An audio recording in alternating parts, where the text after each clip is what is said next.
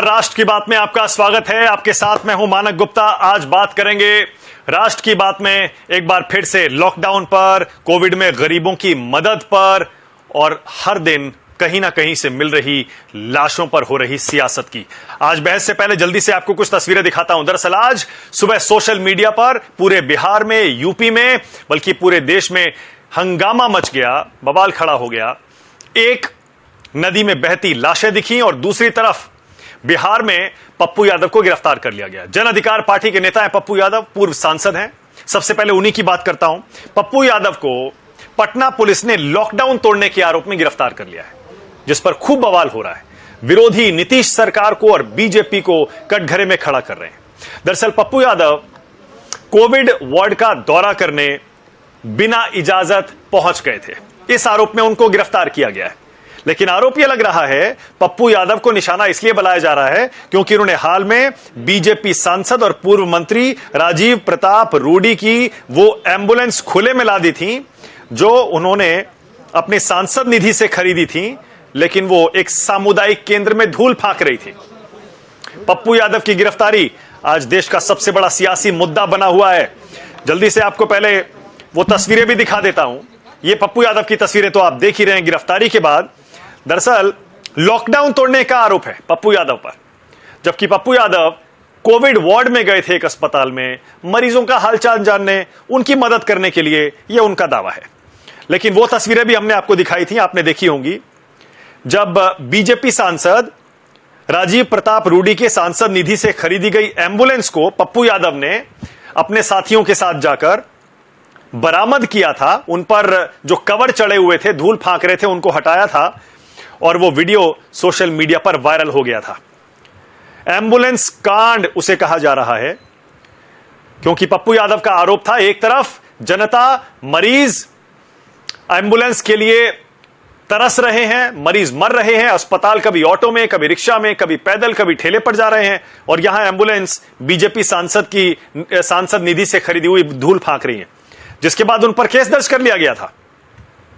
पप्पू यादव पर सामुदायिक भवन में अपने समर्थकों के साथ जाने और एम्बुलेंस में तोड़फोड़ करने के मामले में एफआईआर दर्ज कर ली गई थी। लेकिन आज जो उनकी गिरफ्तारी हुई है, वो हुई है लॉकडाउन तोड़ने के आरोप में। जरा सुनिए पप्पू यादव क्या कह रहे हैं और उस पर बाकी प्रतिक्रियाएं क्या आई हैं, सुनिए। ये सरकार से पूछे ना, उसमें हम क्या बोल सकते हैं भैया। अब ये ना इनसे पूछिए ना कि क्या प्रॉब्लम हुई सरकार को, क्या नहीं हुई, हमको क्या पता भैया। ये इनसे ना पूछिएगा। महीने से मैंने कोशिश किया बिहार को बचाने की, 1.5 महीने। अब ये बिहार को बचाने का प्रतिफल है क्या है सरकार, ये बगैर परमिट के गाड़ी का प्रयोग कर भ्रमण करना, इसके आरोप में केस हुई है इनके ऊपर। बिल्कुल कानूनी कार्रवाई की जा रही है। केस हुई है इनके ऊपर, कानूनी कार्रवाई की जा रही है। चलिए रोड खाली करिए और कृपया हम लोग को जाने दीजिए, और रोड खाली करिए और कृपया वाहन को प्रस्थान करने दीजिए। कोतवाली सरकारी कार्य में बाधा और लॉकडाउन का उल्लंघन, कानूनी कार्रवाई की जा रही है। कृपया रास्ता दें, कानूनी कार्रवाई की जा रही है। अगर पप्पू जी के साथ आपकी गिरफ्तारी के अंदर कुछ भी होता है, जिसका मुझे पूरा शक है कि ये लोग गिरफ्तारी के नाम पे षड्यंत्र कर रहे हैं, उनकी जान को भी खतरा है। मैं मुख्यमंत्री और एनडीए गवर्नमेंट को कहना चाहती हूँ कि अगर कुछ भी उनके साथ कोई ऊंच नीच बात होती है, कुछ भी उनकी जान को खतरा होता है, जो मैं सरेआम कह रही हूँ, तो इसकी पूरी जिम्मेदारी एनडीए गवर्नमेंट को, मुख्यमंत्री को और बीजेपी सरकार को तो लेनी पड़ेगी। पप्पू यादव की पत्नी है रंजीत रंजन, आरोप लगा रही है पप्पू यादव की जान को खतरा हो सकता है। अगर उन्हें कुछ हुआ तो बिहार की सरकार जिम्मेदार होगी। इस बीच एआईएमआईएम प्रमुख असदुद्दीन ओवैसी ने केंद्र सरकार को घेरा है। ओवैसी कह रहे हैं सरकार कोरोना से लड़ने में फेल हो रही है और मौतों का आंकड़ा छिपा रही है। जरा सुनिए क्या बोले ओवैसी।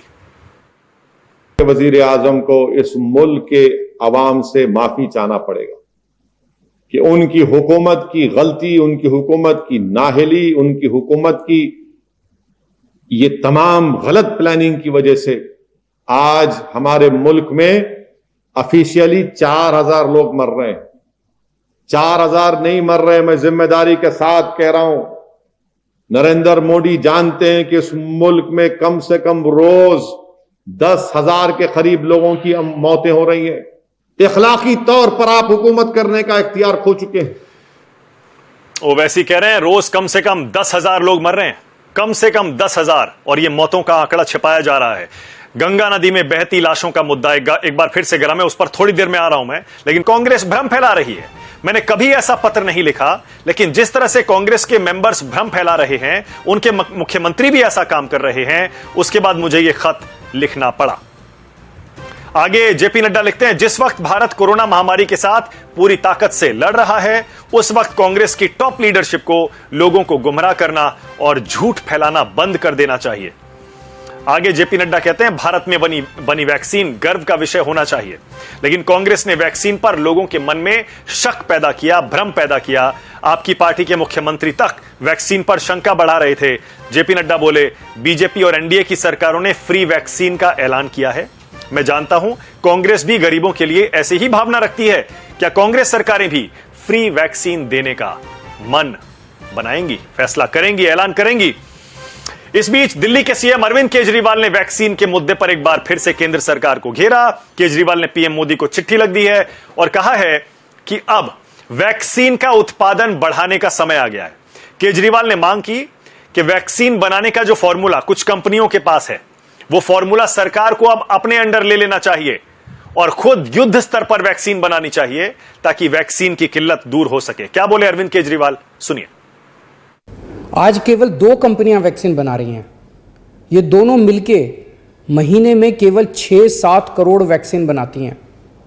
तो इस तरह तो हम देश के हर व्यक्ति को वैक्सीन लगाने में हमें 2 साल से ज़्यादा टाइम लग जाएगा। वैक्सीन बनाने का काम केवल 2 कंपनियां ना करें, कई कंपनियों को वैक्सीन बनाने में लगाया जाए। केंद्र सरकार इन दोनों कंपनियों से वैक्सीन बनाने का फार्मूला ले ले और उन सभी कंपनियों को दे दे जो सुरक्षित तरीके से वैक्सीन बना सकती हैं। केंद्र सरकार के पास पावर है कि वो ये कर सकती है। वैक्सीन बनाने का फार्मूला सार्वजनिक करके उन कंपनियों को दे सकती है जो वैक्सीन बनाना चाहती हैं। यही एक तरीका है जिसके द्वारा हम जल्दी से जल्दी सभी भारतीयों को वैक्सीन लगा पाएंगे। तो अरविंद केजरीवाल भी कह रहे हैं कि अब वैक्सीन बनाने का फॉर्मूला, उस पर किसी का कोई हक नहीं होना चाहिए। देश में कानूनी हक उनसे छीन लेना चाहिए और सरकार को खुद वैक्सीन युद्ध स्तर पर बनवानी चाहिए। अब आता हूं बिहार में और यूपी में गंगा नदी में बहती लाशों पर। आपने सोशल मीडिया पर या टीवी पर अब तक देख लिया होगा, आपके मोबाइल पर ये क्लिप्स सर्कुलेट होकर अब तक पहुंच चुकी होंगी। दरअसल बिहार के बक्सर से ये दिल दहला देने वाला वीडियो सामने आया, जब गंगा नदी के किनारे कुछ लाशें तैरती हुई दिखाई दी। मैं आपको ठीक से वो लाशें दिखा भी नहीं सकता, क्योंकि वाकई वो तस्वीरें, वो वीडियो आपको विचलित कर देंगे। बक्सर के चौसा प्रखंड में कल गंगा नदी में करीब 3 दर्जन शव बरामद किए गए, जिसके बाद वहां इलाके में डर का माहौल बन गया। बक्सर के जिला प्रशासन का दावा है बरामद शव बहकर आए हैं, जो करीब 3-4 दिन पहले के हैं। प्रशासन का दावा है ये शव बिहार के नहीं है, ये उत्तर प्रदेश से आए हैं।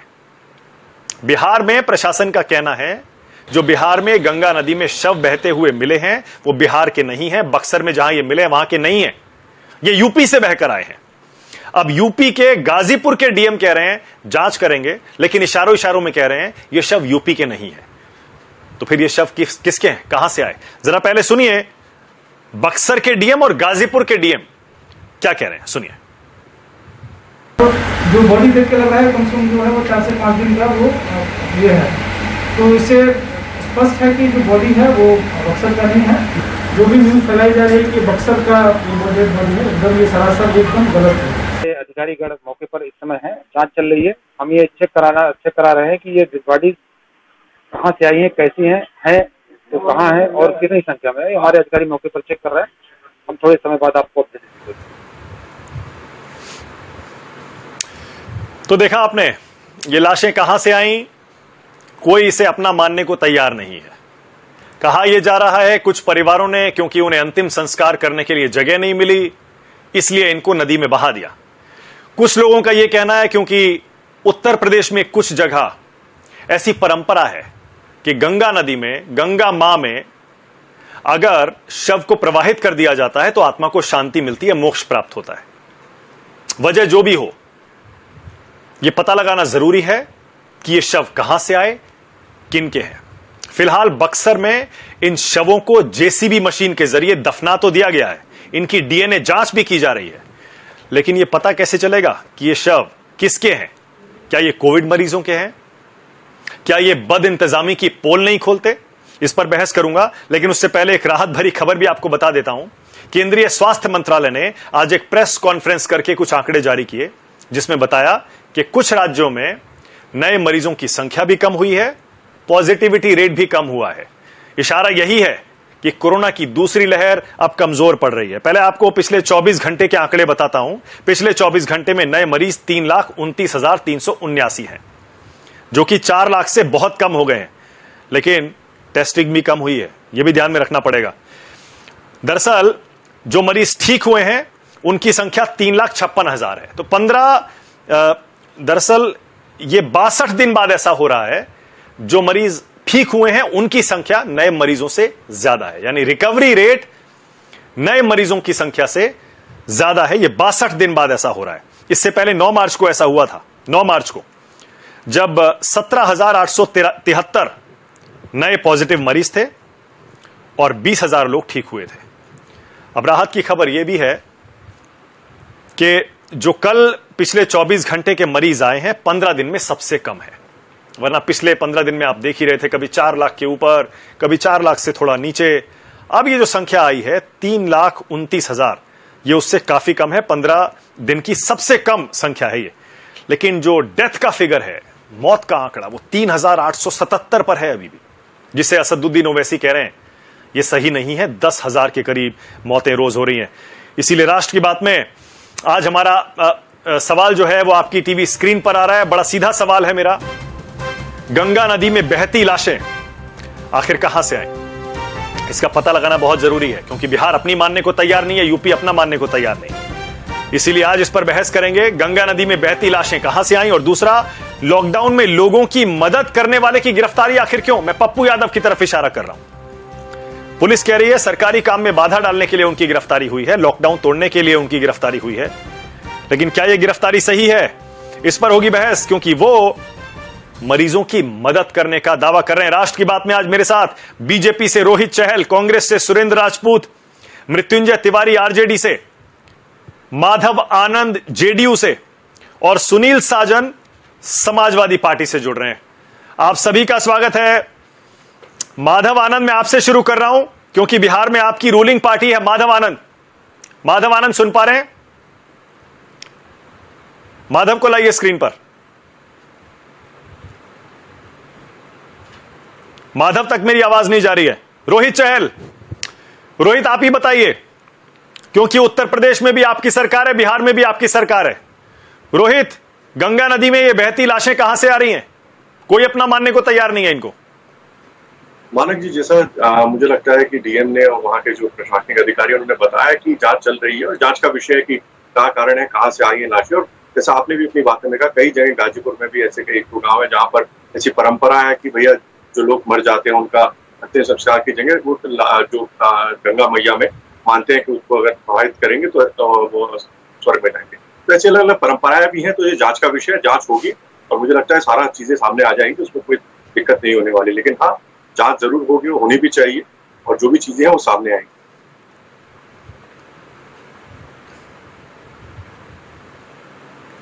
नहीं रोहित, जांच तो होगी, वो ठीक है, लेकिन क्या वजह है कि कोई जिम्मेदारी लेने को तैयार नहीं है? कहीं तो बदइंतजामी हुई है ना।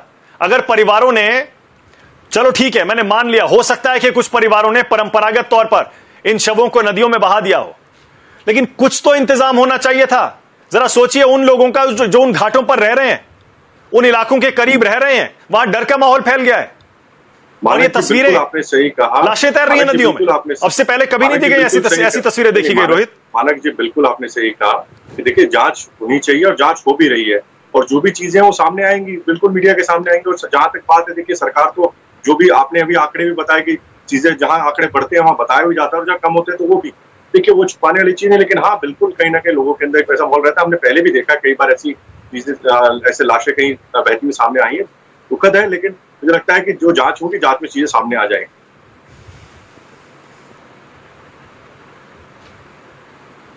ओके, माधव आनंद आ गए जेडीयू से। माधव आनंद, आपके बक्सर में चौसा प्रखंड में जो लाशें मिली हैं गंगा नदी में, वो बिहार की हैं या यूपी की हैं? सीधा सवाल है, सीधा जवाब दीजिएगा माधव आनंद। मानक लाशें कहीं की भी हो, लाशें कहीं की भी हो, हम सब लोग भारतीय हैं, चाहे वो यूपी से बह के आया हो या बिहार का। इन्वेस्टिगेशन का विषय हो सकता है कि आखिर लाशें कहां से आई, लेकिन इतना बात तो तय है कि हम कोई ना कोई, हम भारतीयों में से ही हैं, तो हम सब पहले भारतीय हैं। ये कोई स्टेट अफेयर्स वाला नहीं है कि बिहार का है कि यूपी का है। ये इन्वेस्टिगेशन का विषय है कि आखिर लाशें आई कहाँ से। अगर परिवार ने भी अगर लाशें को जो है अगर गंगा में डाल दिया तो आखिर क्या क्यों ऐसी नौबत आई। तो ये सारा इन्वेस्टिगेशन का विषय है, और इन्वेस्टिगेशन होगा तभी पता चल पाएगा कि आखिरकार क्या नौबत आई कि लोग लाश जो है गंगा नदी में डाल दिए, कहाँ से आई, यूपी से आई कि बिहार का ही है। ये सब इन्वेस्टिगेशन का विषय है। मुझे नहीं लगता है कि इसमें बहुत ज्यादा जो है कोई पॉलिटिकल या किसी सरकार की गलती है, ऐसा मुझे नहीं लगता है उसमें। अगर लोगों ने अगर लाश को अगर गंगा नदी में बहा भी दिया है, अगर आस्था है उनका, वो भी आस्था है तो भी गलत है। मुझे नहीं लगता है कि सब करना चाहिए कोविड के टाइम में। तो मुझे लगता है सब इन्वेस्टिगेशन है, और दोनों तरफ के प्रशासन जो है इन्वेस्टिगेट कर रहे हैं, और मुझे लगता है बहुत जल्दी ही ये तय भी हो जाएगा कि आखिर लाशें कहाँ से आई, किसने क्या किया नहीं किया, वो सारा कुछ पता चलेगा।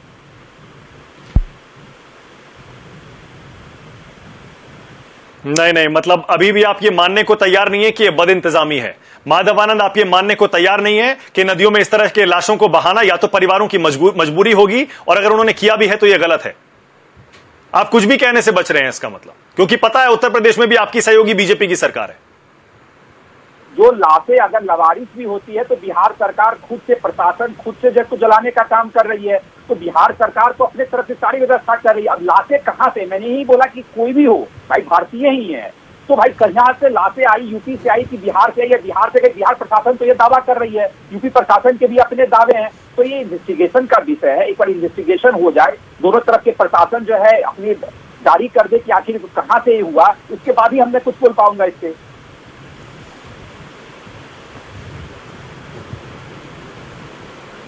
पप्पू यादव को क्यों गिरफ्तार किया गया माधव आनंद? वो तो मरीजों की मदद कर रहे थे।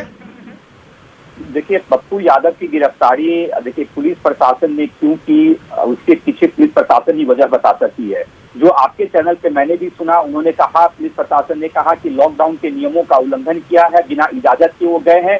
तो पुलिस का काम है, पुलिस प्रशासन अपने काम करती रहती है, इसमें पॉलिटिकल इंटरफेरेंस कहाँ की बात है। अगर पुलिस प्रशासन को कहीं लगा है कि हाँ कि पप्पू यादव जी ने ये तो नियम को तोड़ा है, नियम तो सबके लिए है, सबके लिए नियम है, एक सामान्य व्यक्ति के लिए भी नियम है, एक पॉलिटिकल पार्टी के नेता होने के नाते सबके लिए सामान्य नियम, बराबर का नियम है। तो किस नियम के तहत उनको गिरफ्तार किया है, ये पुलिस प्रशासन बताने का काम करेगी। और पुलिस प्रशासन ने आपको बताया, अरे राजनीतिक नेताओं के लिए कौन से नियम होने चाहिए ऐसे टाइम में माधव आनंद? आपको भी पता है, सारे सांसदों को, सारे विधायकों को, सारे मंत्रियों को, सारे नेताओं को, आपके एक एक नेता को जमीन पर होना चाहिए, सड़कों पर होना चाहिए, आम आदमी की मदद करनी चाहिए। ऐसे में आपके नेता कहीं दिखाई नहीं दे रहे। जब पप्पू यादव दिखाई दे रहे हैं, उनको गिरफ्तार करके आप जेल में डाल देते हैं। आखिर बिहार का सेवा कौन कर रहा है? बिहार सरकार ही तो कर रही है। बिहार सरकार तन मन धन से लगी हुई है। बिहार वासियों को कोई कठिनाई ना हो, उनको अगर जो लोग संक्रमित हो गए हैं उनको उचित इलाज मिले, ऑक्सीजन की कोई कमी नहीं हो, टीकाकरण की भी महाअभियान चलाया जा रहा है। तो तमाम तरह के जो उपाय कर रहे हैं, कौन कर रहे हैं? जो आप कह रहे हैं कि आपकी सरकार कुछ कर नहीं रही है, आपके लोग नेता हैं ही नहीं, कहाँ हैं धरातल पे? आखिर सरकार ही तो सब कुछ कर रही है ना। अगर कानून नहीं, मैं सरकार की बात ही नहीं कर रहा हूं।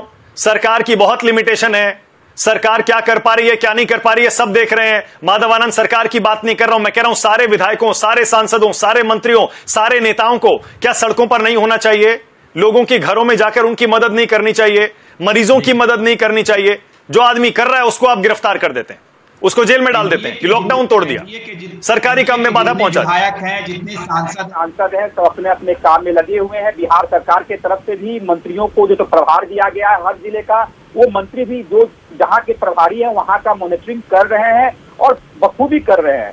सब लोग अभी ये क्या है कि महासंकट है, कोरोना एक वैश्विक आपदा है। इस वैश्विक आपदा में, महामारी में हम सब लोगों को मिलके ही साथ में चलना होगा, तभी इस कोरोना के जंग को जीत पाएंगे। इसलिए राजनीति को अभी पीछे कर दीजिए, अभी सब हम लोग मिले। अरे तो वही तो कह रहा हूं, मिलके करना चाहिए था। पप्पू यादव आपकी मदद ही कर रहे थे। तो मैं उनको तो लग रहा है टारगेट किया जा रहा है, कोई और मदद कर रहा है तो उसे करने नहीं दे रहे आप। एफआईआर करके जेल में डाल दीजिए। किया जा रहा है, कोई टारगेट नहीं किया जा रहा है। प्रशासन का काम है, प्रशासन किस नियम के तहत उनकी जो गिरफ्तार किया है वो प्रशासन बताने का काम करेगा। उसमें सरकार का इंटरफेरेंस कहाँ है, कहाँ पॉलिटिकल एंगल कहाँ से आ गया, ये तो प्रशासन की जवाबदेही बनती है और प्रशासन बताएगा आपको। प्रशासन ने बताने का भी काम किया कि किन नियमों का उन्होंने उल्लंघन किया है। मृत्युंजय तिवारी से पूछ लेता हूं, उसके बाद आ रहा हूं सुरेंद्र राजपूत और सुनील साजन आपके पास। मृत्युंजय तिवारी, दोनों चीजों पर बोलिएगा जरा। एक, ये जो लाशें आ रही हैं ये कहां की हैं, क्योंकि बिहार का बक्सर का लोकल एडमिनिस्ट्रेशन कह रहा है ये यूपी से आई हैं, और दूसरा पप्पू यादव की गिरफ्तारी पर क्या कहते हैं मृत्युंजय तिवारी? देखिए मानक जी, ये जो लाशों का भरमार मिला है बक्सर जिले के चौसा के पास गंगा घाट पर, ये बहुत ही शर्मनाक है, चिंताजनक है और मानवता को शर्मसार करने वाला है। ये तो सरकार को बताना चाहिए, चूंकि यूपी में बीजेपी की सरकार है, बिहार में भी बीजेपी सरकार में है। अभी तक चूंकि प्रशासन बक्सर के कह रहे हैं कि यूपी से बहकर लाश आए हैं, बहुत सारे लोग कह रहे हैं नहीं बिहार के हैं। जिन लोगों को सरकार, जो जीवित व्यक्ति है जो कोरोना पीड़ित है, उसको अस्पताल में दवाई, बेड, ऑक्सीजन तो नहीं दे पा रही है। अब जो मर गए, जो मौत के मुंह में समा गए, उनका चिता जलाने का व्यवस्था भी सरकार नहीं कर पा रही है। तो लोग जैसे तैसे गंगा में प्रवाह कर दे रहे सबको। प्रथम दृष्टिया तो यही लगता है, अभी के माहौल में यही इसका अनुमान लगाया जा सकता है। लेकिन क्या स्थिति है, क्या मुख्यमंत्री जी ने यूपी के मुख्यमंत्री जी से बात की, क्या हुआ इस पर, इस तो बताना पड़ेगा। क्योंकि अगर कोविड पॉजिटिव लोगों के मौत है और उनकी मौत हुई है और लाश है, तो ये चिंता का विषय है कि आप गंगा में प्रवाह कर रहे हैं, कोविड के से मौत जिनकी हुई है, तो पूरा गंगा ही प्रदूषित हो जाएगा। इसलिए ये सरकार किस तरह संवेदनहीन है, ये गंभीर मामले पर सरकार की चिंता, अभी तक कोई कंक्रीट ठोस कार्रवाई सरकार की दिखी नहीं है कि इस पर क्या हुआ। लेकिन सरकार गोल मटोल बात कर रही है, गोल मटोल बातों को घुमा रही है, इससे काम नहीं चलेगा। रही बात सरकार के खिलाफ जो आवाज उठाती है, सरकार लॉकडाउन तोड़ने का बहाना बना करके उस पर मुकदमा करती है, गिरफ्तार करती है उनको। पिछले लॉकडाउन में तेजस्वी यादव जी सरकार के ही साथ उन्होंने कहा था कि हम इस आपदा के समय, महामारी के समय सरकार के साथ खड़े हैं, विपक्ष अपनी जिम्मेवारी का निर्वहन कर रहा है। तेजस्वी यादव जी लोगों की मदद करने निकले थे, उन पर 6 मुकदमा कर दिए गए। तो सरकार क्या चाहती है कि कोई सरकार के खिलाफ ना बोले, सरकार को आईना ना दिखाए, सरकार के सांसद, सरकार के लोग कोई ऑक्सीजन छुपा रहे हैं, कोई एम्बुलेंस छुपा रहा है। ये कैसी सरकार चल रही है? लोगों को भगवान के भरोसे छोड़ दिया गया। अगर कोई किसी की मदद कर रहा है तो आज सरकार उन पर कार्रवाई कर रही है। ये तो सरकार का असली चाल चरित्र चेहरा दिख गया है। सरकार को माफ नहीं किया जा सकता है, इसलिए कि सरकार ने बेशर्मी की ये प्रकाष्ठा है मानक जी। और जिस तरह से सरकार की नाकामी सामने आ रही है, हर ओर व्यवस्था चरमराई हुई है, कहीं कोई सिस्टम नहीं है, फर्जी डाटा आंकड़ा। ओके, अभी रोहित चहल से जवाब लूंगा, लेकिन उससे पहले सुरेंद्र राजपूत दोनों मुद्दों पर बोलिएगा। आज के दोनों ही मुद्दे अहम हैं, क्योंकि आरोप ये लग रहा है सरकार मौतें छुपा रही है और जो मदद कर रहा है उसको गिरफ्तार कर रही है। सुरेंद्र राजपूत बोलिए। मानक भाई, बहुत आपने कुछ बातें बड़ी महत्वपूर्ण कही और बड़ा अच्छा महत्वपूर्ण मुद्दा लेकर के आए आप। 2-3 चीजों पे आप ध्यान दीजिएगा तो आपको सारी चीज स्वयं समझ में आ जाएगी।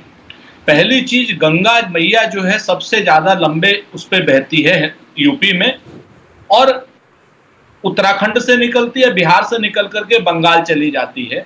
ये शव अगर गलती से बंगाल में मिल गए होते, बंगाल की सीमा में, तो अभी तक भारतीय जनता पार्टी ने और सारे एक सत्ता समर्थक जो मीडिया है, मैं आपकी बात नहीं कर रहा हूं, उन सब लोगों ने राष्ट्रपति शासन लगवा दिया होता वहां पर। इस चीज को मैं जिम्मेवारी से कह रहा हूं। और रोहित चहल अगर कहीं कांग्रेस में होते या रोहित चहल किसी और पार्टी में होते, तो जो ये काम कर रहा है दिल्ली में रोहित और एनसीआर में, इसके खिलाफ भी श्रीनिवास की तरीके से मुकदमा लगा दिया होता, जैसे हमारे यूथ कांग्रेस के अध्यक्ष के ऊपर भारत की सरकार ने मुकदमा लगा दिया। रोहित भी अच्छा काम कर रहा है। आपको एक चीज देखिए, बड़ी साफ सी बात है, 90% से ज्यादा उम्मीद है ये शव उत्तर प्रदेश के हैं, क्योंकि आज से 5-6 दिन पहले भी आप लोगों ने खबर दिखाई थी हमीरपुर में यमुना में दर्जनों शव थे, हमीरपुर में यमुना में दर्जनों शव थे, और उसके बाद कल गंगा में सैकड़ों शव मिले हैं। तो ये सारे के सारे शव कहीं ना कहीं गांव में जो घर घर में कोरोना फैला हुआ है, घर घर में जो लाश निकल रही है, गांव के शमशान भर गए हैं, उनके पास लकड़ी नहीं है, और लकड़ी तो लखनऊ के शमशान घाट पर भी नहीं थी कुछ दिन पहले। तो निश्चित तौर पर ये सारी चीजें अगर आप देखेंगे तो कहीं ना कहीं ये शासन प्रशासन, अभी कह रहे थे हमारे मित्र जेडीयू वाले, कह रहे थे कि साहब प्रशासन जवाब देगा। अरे भाई, प्रशासन जवाब अगर देगा तो आप क्या यहाँ क्या नाम घुइयां छीनने के लिए आए हैं? नीतीश कुमार क्या करने के लिए मंत्री बने हुए हैं, मुख्यमंत्री बने हुए? छोड़ दें वो डीजीपी से और चीफ सेक्रेटरी से काम कराएं। तीसरी बात जो मैं आपको बताऊं कि जो सरकारें शव का सम्मान नहीं कर सकती, अरे भाई जिंदा लोगों को तो आपने वैसे मार दिया ऑक्सीजन की कमी से, अब कम से कम अंतिम क्रिया तो शवों की कर दीजिए। और दूसरी बात में, एक जो सबसे महत्वपूर्ण इसमें बात है, ये जो मैं थोड़ी सी वैसी बात कह रहा हूं, ये सारे के सारे शव जो हैं बहुसंख्यक हिंदुओं के हैं। जान लीजिए अब हिंदू खतरे में है, हिंदू के शव तक खतरे में है। इस चीज को समझिए, चीजों को गांव गांव में ना टेस्टिंग हो रही है, ना ट्रेसिंग हो रही है, ना आरटीपीसीआर टेस्ट हो रहे हैं, ना दवा है उनके पास। उत्तर प्रदेश से बक्सर बिल्कुल। अरे आपको कैसे पता हिंदुओं के हैं? सुरेंद्र राजपूत कैसी बात कर रहे हैं? आपको क्या पता हिंदुओं के हैं? आपको कैसे पता हिंदुओं के शव है? अब शवों में भी हिंदू मुस्लिम करेंगे आप? प्लीज सुरेंद्र राजपूत ऐसे मत करिए। सुन लीजिए, उसको भी सुन लीजिए सर। जो परंपराएं बताई गई अभी हमारे तीनों विद्वानों के द्वारा, सारी की सारी गंगा में बहाए जाने की परंपरा सिर्फ हिंदुओं में है, और किसी धर्म में शवों को बहाए जाने की परंपरा नहीं है। ये मैं खुद कह रहा हूं। अगर वो शव बहाए भी गए हैं तो और नदी के किनारे शवों को जलाने की परंपरा भी हिंदुओं में, तो ये कहना पड़ेगा और ये बताना पड़ेगा। इस गूंगी बहरी अंधी सरकार को जगाना पड़ेगा। ये मैंने सांप्रदायिकता की बात नहीं की है, मैंने आपके सम्मानित चैनल के माध्यम से लोगों को बताने की कोशिश की है कि इस तरीके की हरकत अब किस किस के साथ हो रही है। और आपने इस बात पर तो कोई जवाब नहीं दिया कि अगर ये 100 बंगाल में होते तो अभी तक राष्ट्रपति शासन बोलिए रोहित चहल, कर दी होती। रोहित चहल जवाब दीजिए। देखिए, मैंने बड़े धैर्य से सुरेंद्र जी को सुना और मुझे लगता है उसी तरीके से सुनेंगे सुरेंद्र जी। मुझे लगता है सुरेंद्र जी के जो नेता है, अगर बंगाल की, इनको बंगाल की जनता अच्छी बात है। बंगाल में भारतीय जनता पार्टी के कार्यकर्ताओं की लगातार निर्मम हत्या टीएमसी गुंडों के द्वारा, ममता जी की शहर ममता जी के द्वारा करवाई जा रही है। लेकिन महत्वपूर्ण विषय शायद ये, अगर थोड़ा सा अपनी जो स्टूडेंट विंग है NSUI और जो यूथ विंग है, अगर उनके लोगों से बंगाल में सर बात कर ली होती आपने, तो ट्विटर पे मैं आपको टैग कर दूंगा सुरेंद्र जी, वो रो रहे हैं। आपके कार्यकर्ता भी वहां पर टीएमसी गुंडों के द्वारा मारे जा रहे हैं। आशी घोष जो जेएनयू के प्रेसिडेंट थी SFI की, वो कह रही है टीएम के लोग मार रहे हैं। सर आपको अपने कार्यकर्ताओं की भी चिंता नहीं है सर। राजनीति बाद में करना, राजनीतिक गिद्ध बन के लाशों पर राजनीति कर लीजिएगा सर, लेकिन यहाँ पर इंसानियत मानवता की बात हो रही है। लाशें दिखते ही आप गिद्धों की तरह राजनीति की नोचने के लिए पहुंच जाते हैं सर। एक बात। दूसरी बात, आपने जहां कहा, मैं जो अभी RJT के प्रवक्ता यहाँ बैठे हुए तो कह रहे थे तेजस्वी जी ने ये किया, तेजस्वी सर आपको याद होगा कोरोना के समय तेजस्वी यादव जी आपके दिल्ली में फार्म हाउस में बैठे हुए थे छुपकर, यहाँ से निकले भी नहीं थे। जब वहां पे भारतीय जनता पार्टी और बाकी जेडीयू और समर्थित दल के वहां पे नेता जब वहां पे काम कर रहे थे, जमीन पे लोगों की मदद करने में लगे थे, तो इस पर राजनीति करना बंद कर दीजिए। और जहां तक उत्तर प्रदेश की सरकार की बात है, अगर आप आंकड़ों की बात कर ले सुरेंद्र राजपूत जी, आपकी महाराष्ट्र में सरकार है, आज सबसे बड़ी जो सबसे ज्यादा जो आंकड़े हैं ना, महाराष्ट्र के अंदर है। देखिए, मैंने आपको बड़े ध्यान से सुना, आपको मिर्ची लग गई, सच क्यों लगा? अरे तेजस्वी जी ने अगर इतना किया तो बिहार की जनता आपको विपक्ष में नहीं बिताती। आप सर सुन लीजिए सर, नाकामी सर आपकी नाकामी से तू हमें नहीं करनी चाहिए सर। ये मिलकर काम करने की जरूरत है इसके अंदर। ये मिलकर एक प्रश्न का जवाब दे रहा हूँ सर आपसे, सुन लीजिए। देखिए मानक जी, अब इनको मिर्ची लग गई, सच इन्होंने सच सुना नहीं जा रहा इनसे। करके दर्शक कुछ नहीं सुन पाएगा, एक साथ नहीं बोलेंगे। रोहित कंप्लीट करिए पहले, उसके बाद सुनील साजन के पास भी जाना है मुझे। रोहित बोलेंगे सिर्फ, रोहित बोलिए। देखिए, जहां तक पप्पू जी की बात है, वो तो पुलिस प्रशासन अपने आप तय कर रहा है। अगर लॉकडाउन में तोड़ेगा, कोई भी तोड़ेगा, अगर उन्हें परमिशन लेके जाना है, बिल्कुल सेवा करनी चाहिए, सब सबको मिलकर करनी चाहिए, उसमें कोई दो राय नहीं है। लेकिन जहां तक उन्होंने कहा कि आपने कहा दिखा रहा राजीव प्रताप, अरे सर आपको ये भी दिखाना चाहिए कि वही राजीव प्रताप योड़ी जी 56 एम्बुलेंस चला रहे हैं, 3-4 एम्बुलेंस खड़ी है। पप्पू यादव जी को जाके पूछना चाहिए था उनसे कि भैया क्यों नहीं चल रही। 56 एम्बुलेंस राजीव प्रताप योड़ी जी चला रहे हैं, उनको भी दिखाना चाहिए, उनके बारे में भी बताना चाहिए। और बिहार की जनता की सेवा के अंदर लगे हुए जो कार्यकर्ता लगे, उनके बारे में बताना चाहिए। तो इसमें गिद्धों की तरह राजनीति ना करते हुए आज मानवता की बात है, एकजुटता के साथ सबको मिलके और लोगों की मदद करनी चाहिए। और जहां तक सरकार की बात है। मैं जिस तरीके से मैं भी सुन रहा था, लगातार सुरेंद्र राजपूत जी कह रहे हैं कि भैया सरकार विफल नहीं हुई है, आपके नेता विफल हो गए हैं। यही जहां पर बैठे हैं सुरेंद्र राजपूत जी, और जो अभी समाजवादी के नेताजी के पास भी आप जाएंगे, उनसे पूछेगा, इनके नेता लोगों को भ्रमित करने का काम कर रहे हैं। वैक्सीन मत लगवाइए, वैक्सीन नहीं लगवाएंगे, वैक्सीन से ये हो जाएगा, वैक्सीन से वो जाएगा। दोषी तो मौतों के जिम्मेवार तो ये भी है, ये लोगों को कहीं ना कहीं रोक रहे हैं, उससे दूर कर रहे हैं, लोगों को कहीं ना कहीं भ्रम फैलाने का काम कर रहे हैं। तो इसका भी इनसे जवाब देना पड़ेगा। देश के लोगों को वैक्सीन मिल नहीं रहा है, आप वैक्सीन विदेश भेज रहे हैं। रोहित, मुझे पता है कि आपने सोशल मीडिया पर मरीजों की, पीड़ित परिवारों की मदद करने में बहुत अच्छा काम किया है।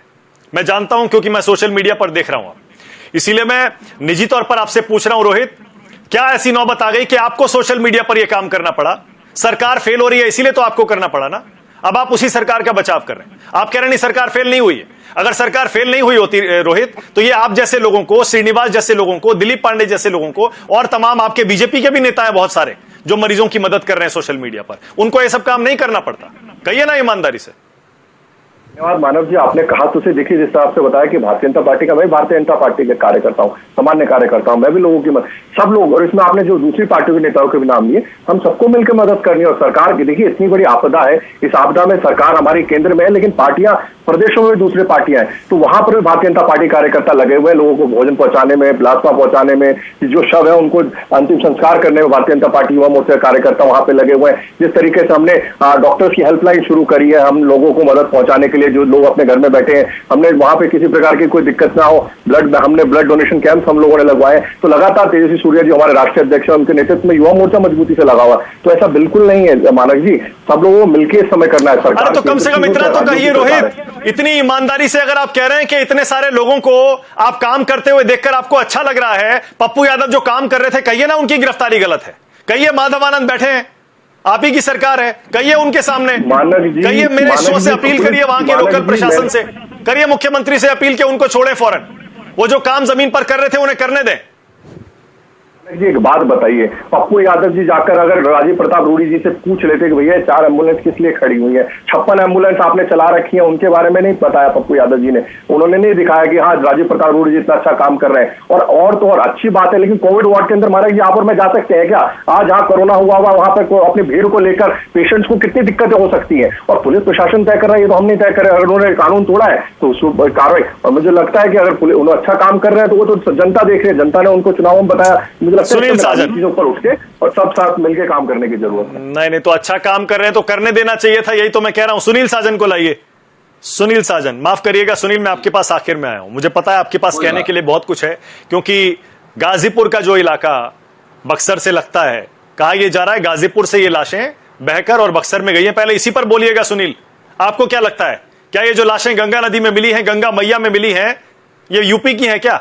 सुनील देखिए मानक जी, मैं ये कहूंगा कि यूपी की है या बिहार की है। बिहार सरकार, बिहार प्रशासन अगर कह रहा है कि हमारे यहाँ की नहीं है, तो उत्तर प्रदेश के मुख्यमंत्री योगी आदित्यनाथ जी को जवाब देना चाहिए।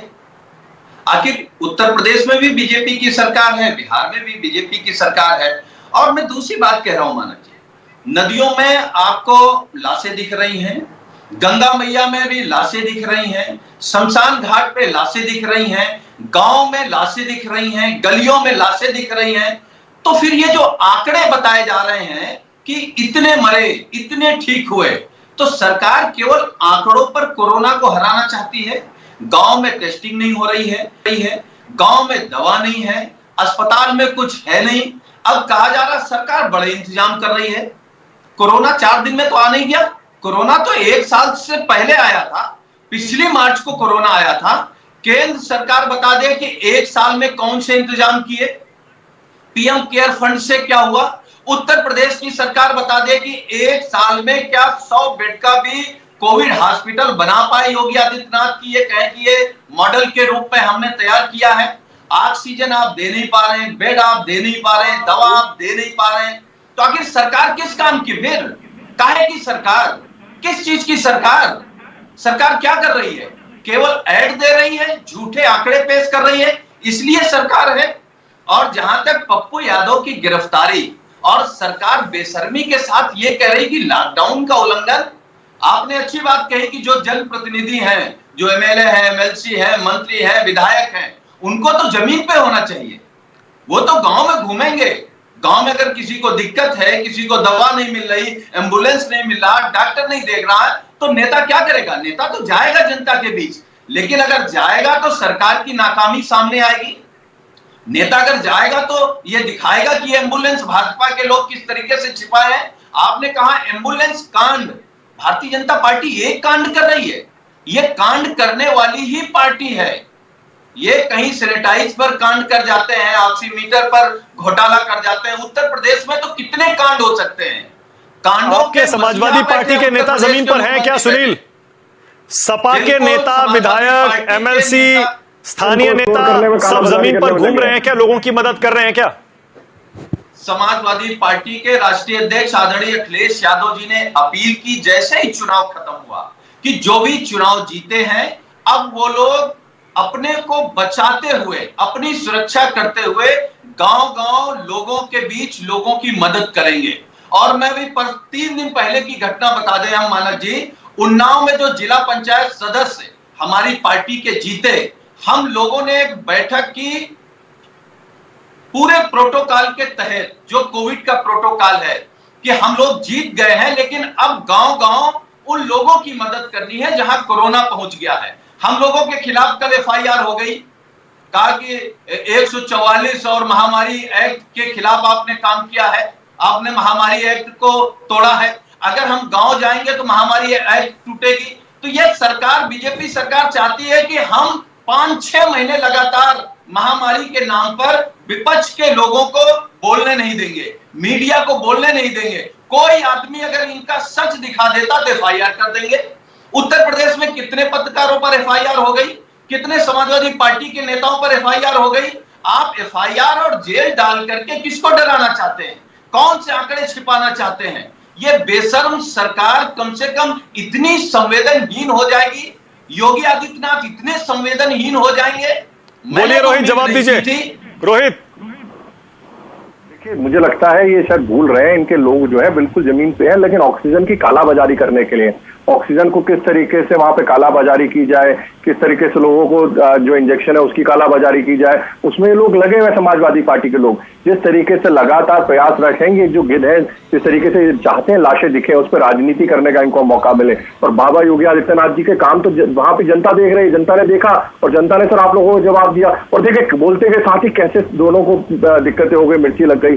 और सर आप सच्चाई ये देखिए कि जनता ने भी आपको दिखाया जिला पंचायत के चुनावों के अंदर, जो भी पंचायत के चुनाव है। मुझे लगता है इन सब चीजों से बच के आपको एकजुटता के साथ, इस समय सरकार किसी की भी हो, आप सबको, हम सबको मिलकर मानवता के आधार पे हम लोगों को मदद चुनाव में तो नतीजे आपके पक्ष में आए नहीं है रोहित। पंचायत चुनाव में तो नतीजे आपके पक्ष में नहीं आए हैं। आप पंचायत चुनाव का मुद्दा मत उठाइए, भारी पड़ेगा। मानक जी देखिए, आप इसको ऐसे नहीं कह सकते। मानक जी कुछ जगह हो सकता है हमारा कम रहे सीटें, लेकिन आप ओवरऑल देखेंगे तो भारतीय जनता पार्टी ने बहुत अच्छा वहां पे किया है। और महत्वपूर्ण विषय यहाँ पर यह कि हिसाब से कालाबाजारी जो ऑक्सीजन की इनके लोग कर रहे हैं, चाहे वो कांग्रेस के लोग हैं, चाहे समाजवादी पार्टी के लोग। कहा 325 सीटें जीती हुई हैं आपने, 325 सीटें जीती हुई हैं। उसके बाद अगर आप पंचायत चुनाव में संघर्ष कर रहे हैं और समाजवादी पार्टी आपसे आगे निकल जाती है, तो ये अच्छा परफॉर्मेंस कैसे हुआ? और वो भी जब अगले साल विधानसभा चुनाव है रोहित।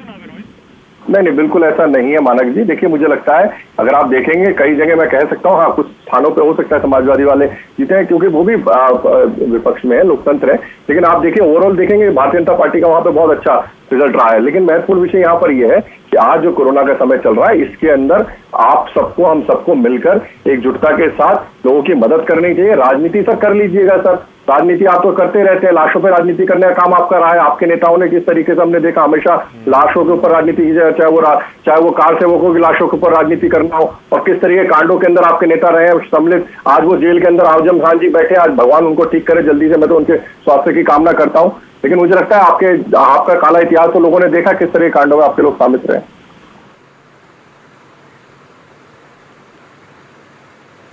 ओके, एक सेकंड। मृत्युंजय तिवारी कांग्रेस और बीजेपी के यूथ विंग के नेता सोशल मीडिया पर भी और सड़कों पर भी मरीजों की मदद कर रहे हैं, और इस बात की पुष्टि मैं कर सकता हूं क्योंकि मैं देख रहा हूं, हमारी ग्राउंड रिपोर्ट यही है। लेकिन आरजेडी के नेता कहां हैं? आरजेडी के नेता भी जमीन पर हैं क्या, मृत्युंजय तिवारी, पप्पू यादव की तरह? जी, ये पता होना चाहिए हमारे एक एक एमएलए जो पूर्व प्रत्याशी थे, वो हमारे एक एक पदाधिकारी, एक एक कार्यकर्ता, आप देखिए लालू जी के नाम पर रसोई चल रही है, हर जगह लोग मदद कर रहे हैं। अभी आपने देखा होगा 2 दिन पूर्व ही हमारे राष्ट्रीय अध्यक्ष और नेता प्रतिपक्ष श्री तेजस्वी यादव जी ने सभी को निर्देशित किया कि अभी आप सेवा भाव में और तन मन धन से जुट जाइए, ज्यादा से ज्यादा लोगों की मदद कीजिए। अब लगातार राष्ट्रीय जनता दल एक जिम्मेवार विपक्ष की भूमिका का निर्वहन कर रहा है। हमारे प्रदेश अध्यक्ष जी ने सरकार को पत्र लिखा था कि जो भी विपक्ष से आप सहयोग चाहते हैं आप बताइए, विपक्ष आपके साथ इस समय महामारी में खड़ा है। लेकिन सरकार विपक्ष की बात को नहीं सुनता, विपक्ष की बात का मजाक बनाता है। कोई सलाह और आगाह तेजस्वी यादव जी लगातार करते रहे, टेस्टिंग बढ़ाइए, कोविड में अस्पतालों में बेड बढ़ाइए, व्यवस्था ठीक कीजिए। सदन से लेकर सड़क तक तेजस्वी यादव जी लगातार सरकार को आईना दिखाते रहे, उनकी नाकामी को उजागर करते रहे, लेकिन सरकार एक भी सुनने के लिए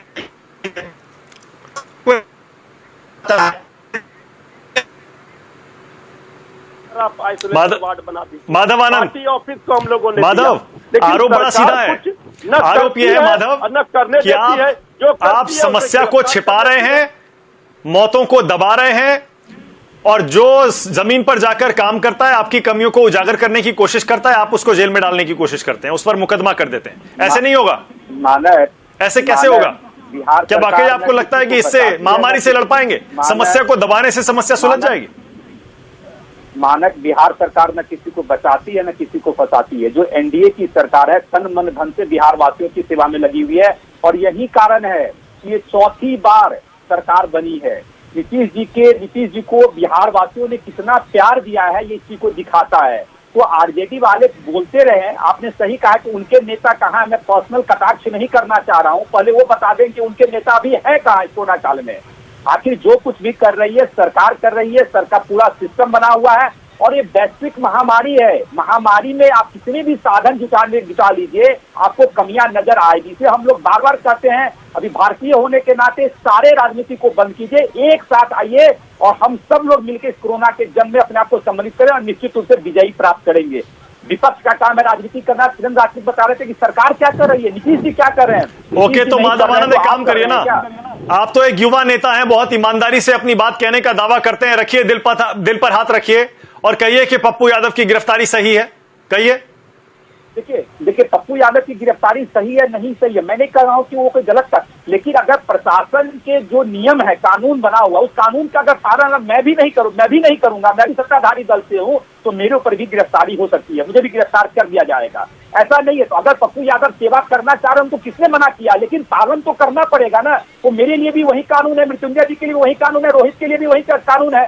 सबको कानून का पालन करना चाहिए। आप अच्छा काम कर रहे हैं, जनता आपको सराह रही है, मैं नहीं कह रहा हूं कि आप बुरा काम कर रहे हैं, लेकिन नियम को तोड़ के अगर काम करेंगे तो पुलिस प्रशासन तो बाध्य होगा काम करने के लिए, अपना निर्णय लेने के लिए। इसलिए इससे राजनीति मत कीजिए। मैं सुरेंद्र राजपूत बोलिए, हम सब लोग मिलकर जैसे सेवा करें।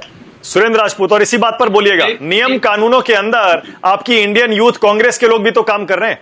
पप्पू यादव ने नियम तोड़ा, उन पर केस हो गया। हम पर भी तो केस हो गया, पप्पू पर तो केस हुआ, उसकी गिरफ्तारी हो गई, श्रीनिवास पर केस हो चुका है, यूथ कांग्रेस के तमाम लोगों पर केस हो चुके हैं, उत्तर प्रदेश में तमाम लोगों पर केस हो चुके हैं और तमाम पत्रकारों पर मानक केस हो चुके हैं। उत्तर प्रदेश में तो अमेठी में एक आदमी ने ऑक्सीजन के अपने नाना के लिए कह दिया था, उस पत्रकार के ऊपर भी केस हो गया, एफआईआर हो गई, और उस परिवार, जिस परिवार का मुखिया मरा था, उसके ऊपर भी एफआईआर हो गई। ये तो एफआईआर की सरकार है, काम करने नहीं दे रही है किसी को, और जो अपने संसाधनों से काम कर रहे हैं उनको रोक रहे हैं। अभी रोहित अपने युवा नेता की चर्चा कर रहे थे, वो युवा नेता कितना काम कर रहा है, बेंगलोर कांड ने उनका बता दिया। और शवों पर राजनीति कौन करता है कौन नहीं करता है मानव, ये तो आप खुलेआम देख रहे हैं। आज की डेट में कितने लोग शवों पर राजनीति कर रहे हैं। आप इस चीज को देखिए कि राजनीति का इतना घिघोना आरोप लगाना, वो भी रोहित जैसे भले आदमी से जो अच्छा काम कर रहा है। आज उत्तर प्रदेश में के नोएडा में भी और दिल्ली में भी लोग ऐसा बता रहे हैं और हम तारीफ भी करते हैं, कम से कम कोई आदमी तो काम कर रहा है। लेकिन ये क्या बात करेंगे, उत्तर प्रदेश में रोहित, आप 10 फोन नंबर देता हूं, ऑक्सीजन दिलवा दीजिए, 10 जगह पे बताता हूं, बेड दिलवा दीजिए। आप राजनीति बात कर रहे हैं, ये भारतीय जनता पार्टी का शिगुफा हो गया है कि जब कुछ नहीं कर पाते, पूरे देश में आपकी सरकार फेल है, नरेंद्र मोदी जी भाग गए हैं अपनी जिम्मेवारियों से, और इनको सेंट्रल विस्टा प्रोजेक्ट इनको ज्यादा महत्वपूर्ण लग रहा है और विदेशों से भीख इनको ज्यादा महत्वपूर्ण लग रही है। आज की डेट में जो भारत, बोलिए रोहित, बोलिए सुरेंद्र जी मेरे रोहित चहल बोलिए, सुन लीजिए। देखिए एक कारण बैठे, बोलिए रोहित। जहाँ तक इन्होंने कहा कि भैया हमारे राष्ट्रीय अध्यक्ष जी तेजस्वी सूर्या जी ने बैंगलोर के अंदर, जो बैंगलोर के हमारे वहाँ के लोग हैं, कर्नाटक के लोग हैं, जो कालाबाजारी बैंक की हो रही थी, बैंक स्कैम किया जा रहा था, जो कांग्रेस और वामपंथियों के द्वारा उनकी शय पे किया जा रहा था, उसको उजागर करने का काम किया। इसलिए लोग बौखला चुके हैं। देखिए सुरेंद्र राजपूत जी बौखलाए हुए इनकी शक्ल बता रही है। जिस तरीके से इन्होंने कहा, देखिए सुरेंद्र राजपूत जी सिर्फ रोहित बोलेंगे, ओनली रोहित, सिर्फ रोहित, ओनली रोहित चहल। देखिए सुरेंद्र राजपूत जी की बौखलाहट इसलिए है कि आज तेजस्वी सूर्या जी हमारे राष्ट्रीय अध्यक्ष है, बैंगलोर के और कर्नाटक के जो वहां पर बैट स्कैम हो रहा था, कांग्रेस और वामपंथी के जो लोग कर रहे थे लगातार, जो वहां पर एक गुट लगा हुआ था, और आज बैंगलोर के लोगों को बिस्तर नहीं मिल रहे थे, वहां पर कालाबाजारी हो रही थी बिस्तरों को लेकर, उसकी पोल खोलने का, वो सामने लाने का काम किया, इसलिए इनको मिर्ची लगी है, इसलिए वो बौखलाए हुए हैं। ये इसलिए परेशान है जिस तरीके से आज इनके ये कह रहे हैं कि इनके अध्यक्ष क्या कर रहे हैं, इनके अध्यक्ष कालाबाजारी कर रहे हैं इंजेक्शन की, जो इंजेक्शन सप्लायर्स को, डॉक्टर्स को हॉस्पिटल्स में मिल सकता है, इनके अध्यक्ष कहां से बताइए ना, बताना पड़ेगा सुरेंद्र राजपूत जी। महाराज जी आपको भी सवाल करना पड़ेगा इनसे कि वो काला बाजारी इकट्ठा करके स्टॉक रखा हुआ है। इनके नेता इतना ही नहीं, महाराज जी आपको इतना भी पूछना पड़ेगा कि इनके नेता है फरीदाबाद के, ये जिस तरीके से आप ये पूछिए इनसे कि भैया ऑक्सीजन कैसे पकड़े गए हैं, ऑक्सीजन की कालाबाजारी करते हुए, ये आपके सुरेंद्र राजपूत जी आपके यूथ कांग्रेस के नेता कालाबाजारी करते हुए पकड़े जा रहे हैं। देखिए कितने सिलेंडर कहां से आ रहे हैं, बताना पड़ेगा ना आपको। सर मदद हम भी कर रहे हैं जैसा आपने बताया, लेकिन हम सब कालाबाजारी करके और स्टॉक करके नहीं, इमरान हुसैन की तरह, दिल्ली के विधायक की तरह यहाँ पर कहीं ना कहीं सरकार। रोहित ना एक सेकंड रोहित 1 सेकंड ना रोहित मैं आपसे ऐसी उम्मीद नहीं करता। रोहित मैं आपसे ऐसी उम्मीद इसलिए नहीं करता क्योंकि जब आपका भारतीय जनता युवा मोर्चा या आपका जो यूथ विंग है, जब वो लोगों की मदद करता है, उनसे नहीं पूछा जाता ना ये सिलेंडर कहां से आ रहे हैं। तो अगर यूथ कांग्रेस मदद कर रहा है, आप उन पर काला बाजारी का आरोप क्यों लगा रहे हैं? कहीं से तो ला रहे होंगे ना, वो भी लीगली ला रहे होंगे, कानूनी तौर पर ला रहे होंगे। यही इस तरह का आरोप एक दूसरे पर जो दोनों अच्छा काम कर रहे हैं मत लगाइए ना। अरे सुरेंद्र राजपूत जी को इतना डर क्यों है? अगर सही से ला रहे हैं, मैं तो कह रहा हूँ सुरेंद्र राजपूत जी को मुझे बता दीजिए, सुरेंद्र जी इनको बिस्तर दिलाना है, जिनके घर पे भोजन पहुंचवाना है, किसी को दवाइयों की जरूरत है, आप मुझे बताइए सर। हमारे कार्यकर्ता जाएंगे भारतीय जनता युवा मोर्चा के, भारतीय पार्टी के, और आपके कार्यकर्ताओं के लगातार आपके कार्यकर्ता हमें टैग कर रहे हैं। हम देश के अंदर पार्टी नहीं देख रहे, हम किसी की पार्टी जाति धर्म देखकर नहीं मदद कर रहे, सर हम मानवता के आधार पर मदद कर रहे हैं भारतीय जनता पार्टी के कार्यकर्ता, और लगातार करते रहेंगे। नहीं रोहित एक सेकंड, रोहित नहीं 1 सेकंड ना 1 सेकंड रोहित नहीं, रोहित एक सेकंड। ये आप भी मानेंगे रोहित, और बड़ी ईमानदारी से मानेंगे कि इस समय सोशल मीडिया पर जो भी मदद कर रहा है वो ये नहीं देख रहा है कि वो जिसकी मदद कर रहा है वो कौन सी आइडियोलॉजी का है, कौन सी पार्टी का है, या किसको पसंद करता है, किसको नापसंद करता है। इसीलिए इस मुद्दे को साइड पर रख दीजिए। क्लोजिंग कमेंट मैं आपको दे रहा हूं, सुनील साजन, क्लोजिंग कमेंट। सुनील साजन के जो गांव में, छोटे कस्बों में अंदर तक कोरोना चला गया है, हाँ मैं आपसे ये पूछना चाह रहा हूं, क्या वाकई इसमें दम है क्या, और ये चिंता की बात है क्या? नहीं, बिल्कुल दम है। और गांव में अगर हम लोग तो गांव से जुड़े हैं, लगातार खबरें आती हैं और दुखद खबरें आती। कोई कहता कि 2 दिन बुखार आया, सांस फूली और नहीं रहे। आधे गांव में बुखार और जुकाम है, लेकिन टेस्ट करने वाला कोई नहीं। मैं केवल एक बात कह सकता हूं, उत्तर प्रदेश की सरकार ना खुद कुछ कर रही है, ना किसी को कुछ करने दे रही। वो पत्रकार हो, समाजवादी पार्टी का नेता हो, कार्यकर्ता हो, या दूसरा कोई भी हो, उसे करने भी नहीं दे रही। अगर करेंगे तो एफआईआर। उत्तर प्रदेश में योगी आदित्यनाथ मुख्यमंत्री ना होकर के दरोगा हो गए, केवल एफआईआर लिखने में व्यस्त है कि किसके खिलाफ एफआईआर लिखनी। अरे कुछ तो शर्म करो, आपसे कुछ नहीं हो पा रहा है। अगर लोग कर रहे हैं, दूसरे दल के लोग कर रहे हैं, मदद कर रहे हैं, तो कम से कम मदद कर लेने दीजिए, उस पर एफआईआर मत करिएगा।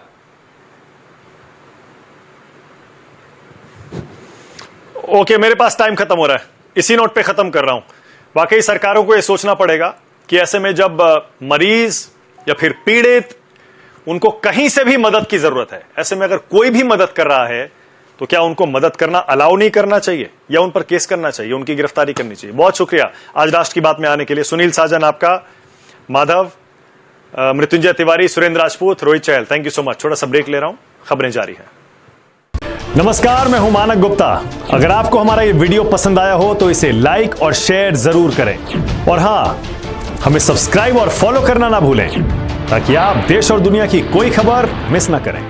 चाहे कोई ब्रेकिंग न्यूज हो या कोरोना वायरस से जुड़ी कोई भी अपडेट, पॉलिटिक्स हो या आपकी जेब से जुड़ी कोई खबर, इलेक्शन की कोई न्यूज हो, कोई कंट्रोवर्सी हो या फिर कोई वायरल वीडियो, सब कुछ मिलेगा न्यूज़ 24 पर। तो जुड़े रहिए हमारे साथ और देखते रहिए न्यूज़ 24।